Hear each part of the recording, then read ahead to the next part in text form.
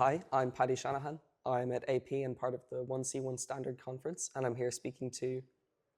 Hello, my name's Dave Whiddon. I'm with the RNLI and I'm a program manager with our international team. And I'm here at the 1C1 Standard Conference, helping share knowledge and also learning around what's happening here at Atlantic College this weekend. Very cool. Could you tell us a little bit about, your work and role in the international outlook of the RNLI? Yeah, so my role within the RNLI's international team is I'm a program manager and I look after everything that's about sharing our life-saving expertise and knowledge. And what that means is the RNLI's got over 200 years of history now, and we've got lots of knowledge around drowning prevention, maritime search and rescue, water safety. And what we're trying to do is share that knowledge around the world to prevent people drowning. And also we learn as well by working with organisations from around the world, like Atlantic Pacific here at Atlantic College in Wales. We can learn a lot as well as to what's happening and how we can bring that learning back to our organisations to help improve the work that we do, both in the UK, Ireland and around the world. Mm-hmm. It's about sharing knowledge and collaborating. You really emphasise the fact that this is like a two-way informational flow when you do your international outreach. And that's got really good benefits because, you take on different, or what would you say about that? So, yeah, I mean, my learning from doing the work I do is that people look at the RNLI thinking that we've got the answers to everything and all the solutions, but yet we haven't got all the answers. And actually by working with the other organizations, we can learn from what solutions they might have been able to put in place. So that's a really good part of my work, is actually almost taking a step back and looking at what solutions have been put in place that we can think, oh, well, why haven't we thought about that? Or what can we learn from that for our own service here in the UK and Ireland? So that's a really important part I see as my role, is to try and bring some of that learning back to the RNLI. And by doing that, we can improve what we're doing and also not take things for granted, because it's very easy to sort of just be very inward looking and focus on the day-to-day thing and forget that actually there's other organizations trying to work for the same purposes and come up with solutions to some of the problems. Mm-hmm. So yeah, it's a really good way of, again, sharing knowledge and bringing back learning to the organization. Really cool, yeah. And you have some programs in Bangladesh and Cambodia. That's right. So we have three approaches to our international work.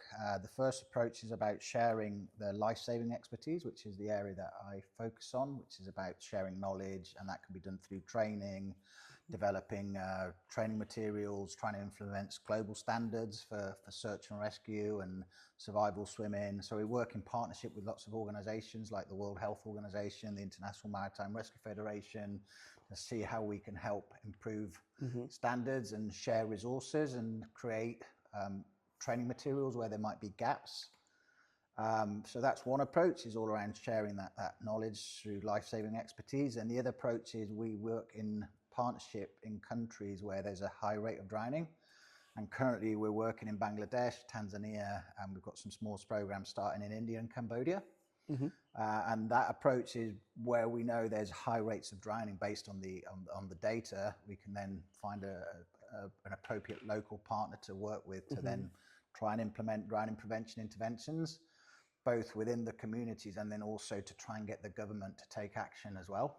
Mm-hmm. This is really interesting to me because you tackle the problem of drowning in a very multifaceted way. That's right. So when you think of the RNLI, you kind of picture these big orange lifeboats that leave from ports and they go speeding off. But actually, one major part of your work is stopping drowning before it happens with like swim survival training. That's and right. These kind of things. And in Bangladesh, you did something with a community creche? Yeah, so when we started to work in Bangladesh, our first few trips was actually to do search and rescue training.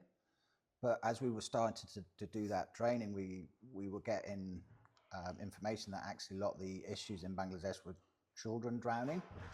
And the main cause of those children drowning was mainly through lack of supervision, and especially the 2 to 5 year olds.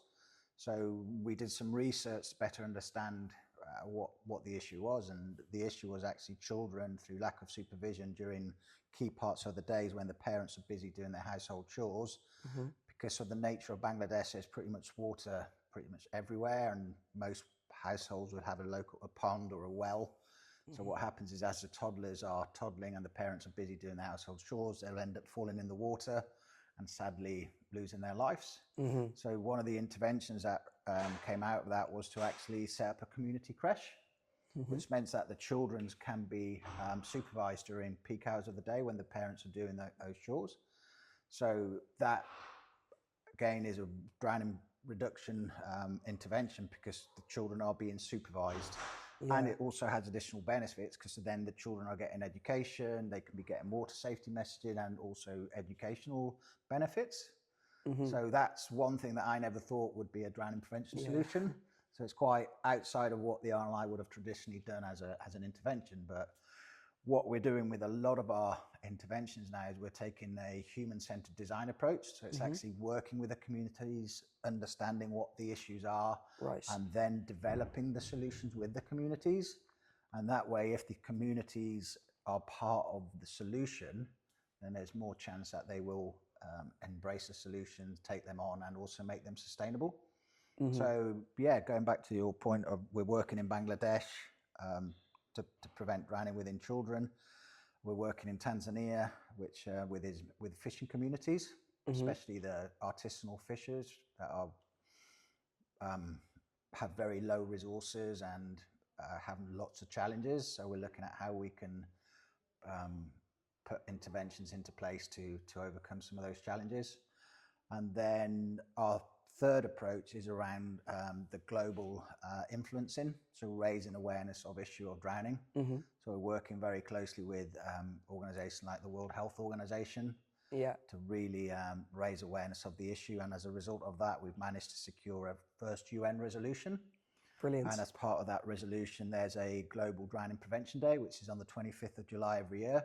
So we're encouraging organisations all around the world to actually take part in it and raise awareness of the issue and do something to prevent drowning. And it's great to be here, as I say, working with Atlantic Pacific, because I know they're doing a lot of work towards improving search and rescue and drowning prevention. So it's a really good It's great to have you here as well. Thank you so much. And one final question. What do you hope to get out of this conference? So for me, really, is to meet people, raise awareness of the issue of drowning, and also, as I say, to share knowledge between us to sort of come up with as a sort of 1C, 1 standard, is how can we improve standards of training and people being better prepared to go out and face the challenges of search and rescue. Thank you very much. So yeah, that's what I'm hoping to do, is learn as much as I can and also share some of my knowledge and meet lots of different people. Amazing. Thank you so much, Mr. Whiddon. No worries. Absolute pleasure.